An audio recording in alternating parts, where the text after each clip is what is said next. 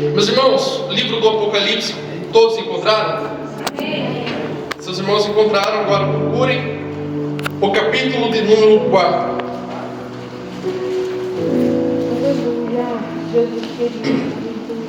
Quero tentar ser breve aqui para não demorar minha reflexão nessa noite, meus irmãos. Mas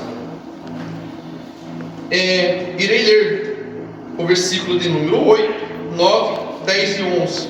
Todos encontraram? O texto diz assim: e os 4 seres viventes, tendo cada um deles respectivamente 6 asas, estão cheios de olhos ao redor e por dentro.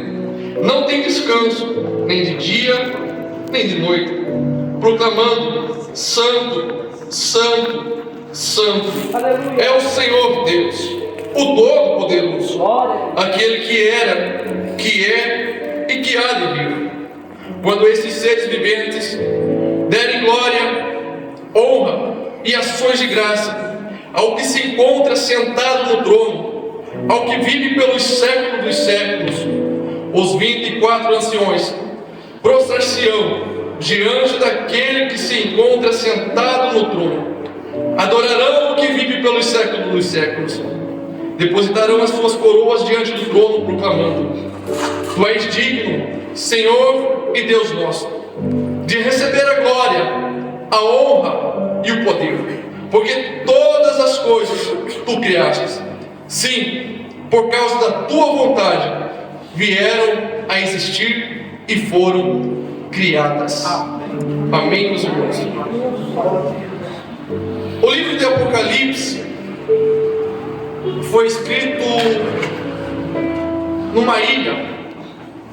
Os irmãos bem sabem que o escritor João havia sido preso e ficou preso na ilha de Patmos.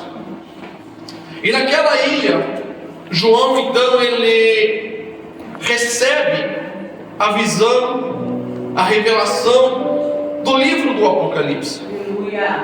Apocalipse é um livro caracterizado como profético, mas além disso ele traz uma mensagem para cada um de nós. Esse livro mostra que nós muito em breve seremos arrebatados, e não somente seremos arrebatados, mas também iremos receber do nosso Senhor o nosso galardão por aquilo que nós fizemos aqui nessa terra. Não só isso, nós também iremos ver a destruição de Satanás e a vitória do nosso Senhor Jesus Cristo. Aleluia! Mas o capítulo que nós lemos, meus irmãos, o capítulo 4, João, ele tem uma visão da parte de Deus. O capítulo 1, João tem uma revelação das igrejas que estavam localizadas na antiga Ásia. O capítulo 2 e o capítulo 3 são essas cartas, então, em que João recebe de Deus e envia para as igrejas. Mas o capítulo 4, ele está tendo uma visão, e essa visão ele vê alguém assentado no trono. Eu gostei muito dos hinos que os jovens cantaram, porque retrata justamente isso que João está vendo aqui. Só que João está vendo a visão, e quando ele recebe essa visão, no versículo 1, diz assim: depois dessas coisas, olhei, e eis não somente uma porta aberta no céu, como também a primeira voz que eu vi, como de trombeta ao falar comigo, dizendo: sobe para aqui, e te mostrarei o que deve acontecer depois destas coisas. Meus irmãos, o céu aberto, retratado pela porta aberta aqui no versículo 1, indica que os finais dos dias estavam se iniciando.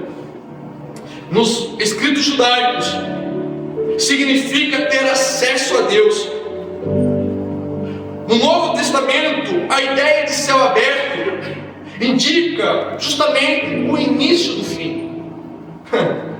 Só que há um ponto interessante nesse versículo. Porque João estava preso. João estava numa ilha distante. Talvez os únicos ali seriam os outros presos, os soldados. Ele já não tinha mais acesso com a sociedade. Aqui perto fica a famosa cadeia, tudo fechado. Muitos ali não sabem o que está acontecendo aqui fora. João estava justamente nessa situação. Só que quando Roma pensou que havia acabado com a vida de João, quando Roma pensou que havia silenciado a voz de João, quando Roma pensou que havia calado a voz de João, que já não havia mais nenhuma saída para João, os Deus dos céus e da terra revela para João e diz: sobe para aqui, João. Aleluia. Sabe o que isso representa para mim e para você, meus irmãos? Que não importa a situação em que eu e você estejamos, Deus sempre vai ter uma porta aberta para a nossa vida. Não importa a tempestade em que você está passando, não importa o cenário em que você está, não importa o deserto em que você está vivendo, há sempre um caminho aberto para a tua vida. Aleluia. Mas a visão continua.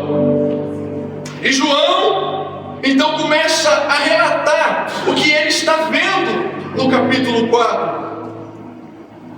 E o capítulo 4 é o capítulo da adoração. O capítulo 5 também é o capítulo da adoração. Provavelmente o capítulo 4 e o capítulo 5, João está tendo a visão no mesmo instante.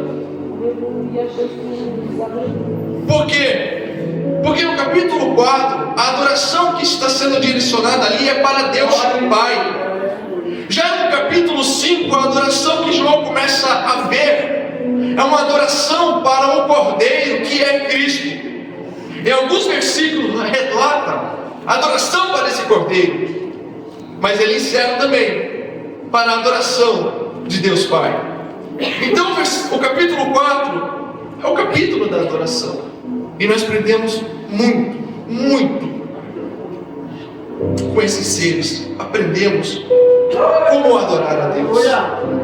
E é sobre isso, nos meus poucos minutos, que eu quero falar com os irmãos. É sobre a adoração. Sobre adorar a Deus. Quando nós pensamos na palavra adoração, todos nós temos uma ideia. Cada um daqui, cada um dos irmãos vão falar o que é adoração.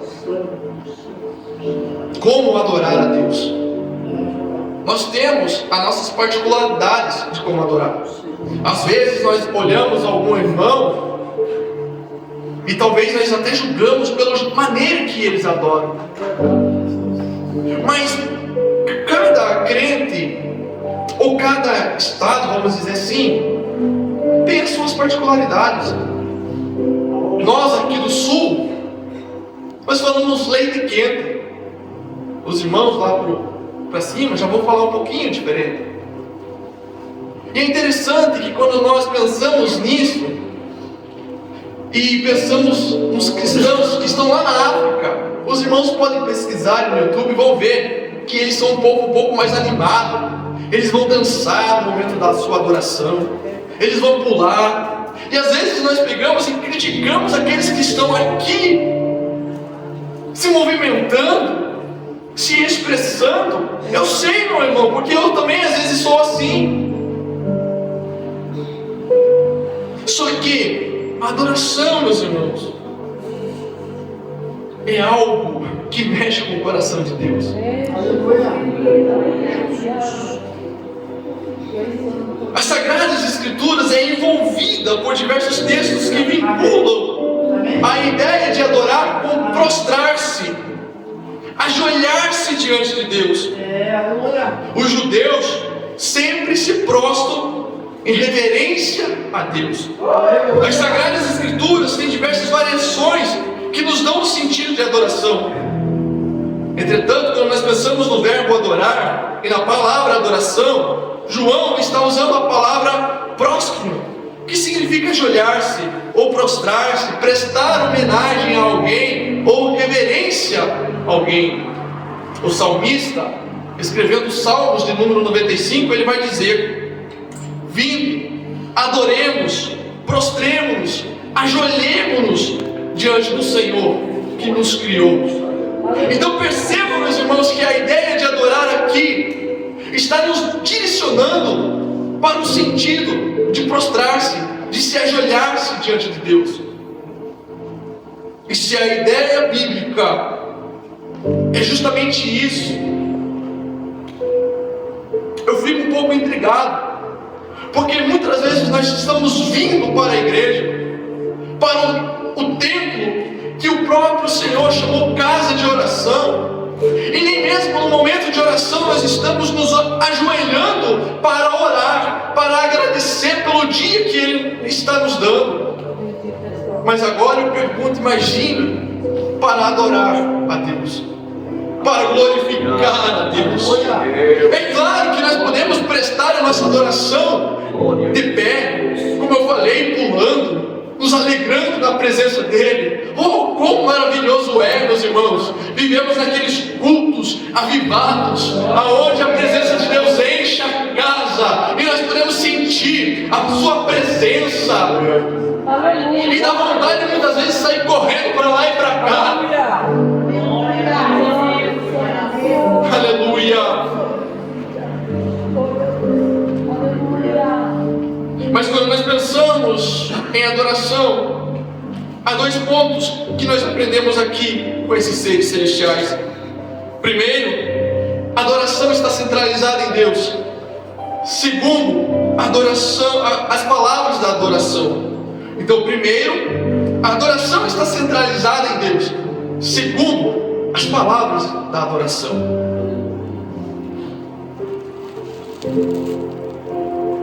A adoração está centralizada em Deus. Percebam, meus irmãos, que João está vendo alguém sentado no trono. E além do trono, João começa a ver então alguns seres. E esses seres estão em volta do trono. Primeiro ele vê 4 seres. E esses seres têm algumas características, a quais não será o foco aqui, mas o foco é o que eles estão fazendo. João vê que eles estão adorando a Deus, dizendo: Santo, Santo, Santo é o Senhor Deus, o Todo-Poderoso, aquele que era, que é e que há de vir. Um escritor chamado William Temple diz: adorar é vivificar a consciência com a santidade de Deus, alimentar a mente com a verdade de Deus, purificar a imaginação com a beleza de Deus, abrir o coração ao amor de Deus e dedicar a vontade ao propósito de Deus. Essa é a essência da adoração. Está centralizada em Deus.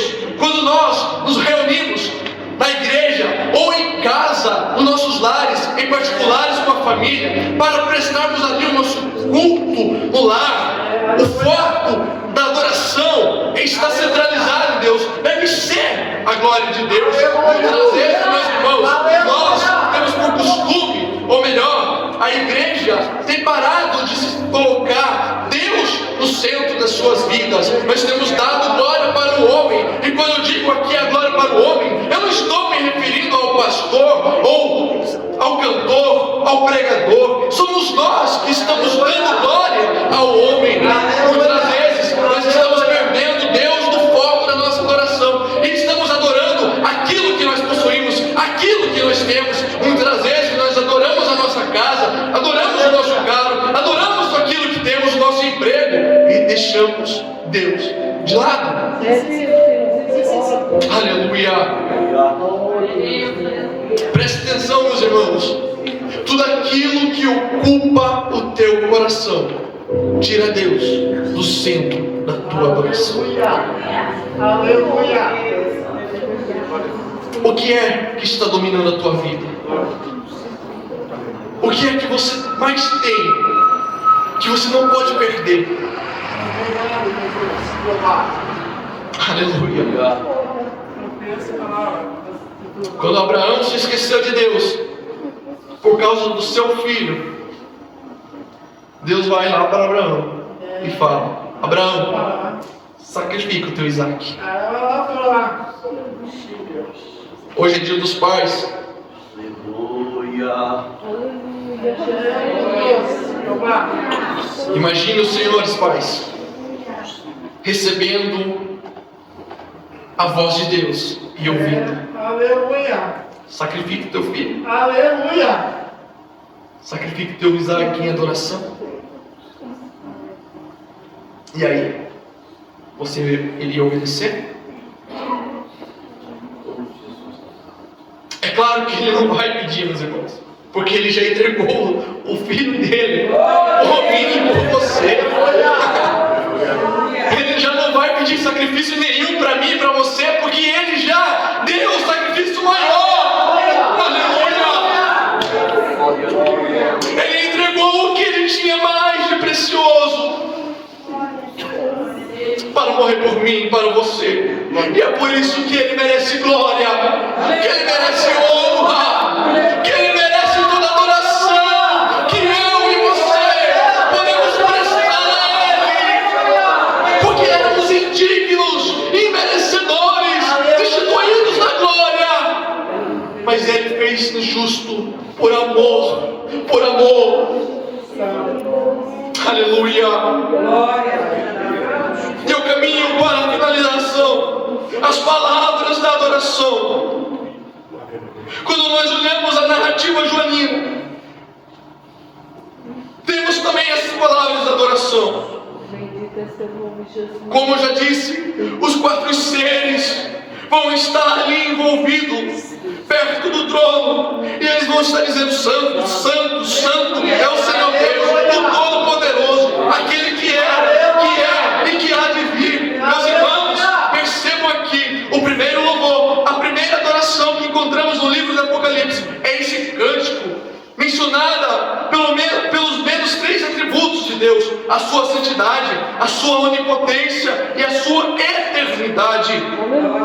A sua santidade, os anjos começam a dizer: Santo, Santo, Santo. A sua onipotência é o Senhor Deus, o Todo-Poderoso. A sua eternidade, aquele que era, que é e que há de vir. Perceba, aquele que é não Gênesis é o mesmo que está aqui hoje, mas também é o mesmo que virá amanhã para nos socorrer, para nos arrebatar, para nos levar juntamente com Ele.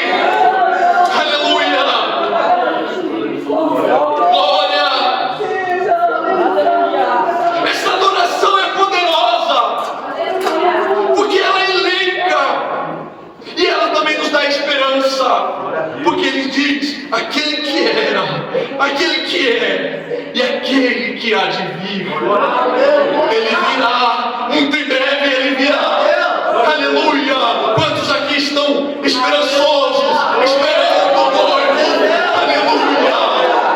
Aleluia! Mas não somente eles adoram, há outros seres. E João vê que após, no mesmo momento em que esses 4 seres estão ali, adorando, clamando a Deus, ele vê 24 anciões que estão assentados em seus tronos.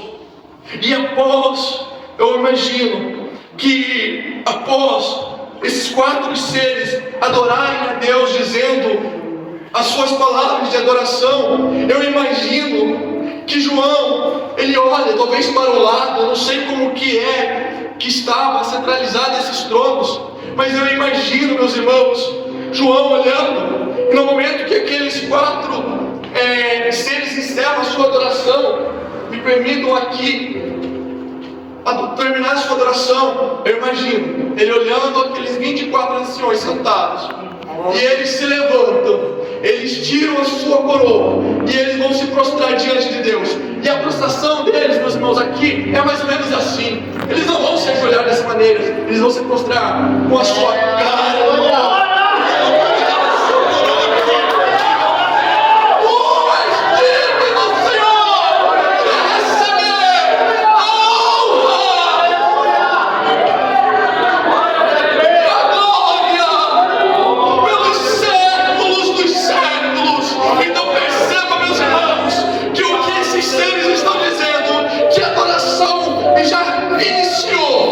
Continuar, nós vamos subir para o céu e nós vamos continuar clamando, adorando a Deus.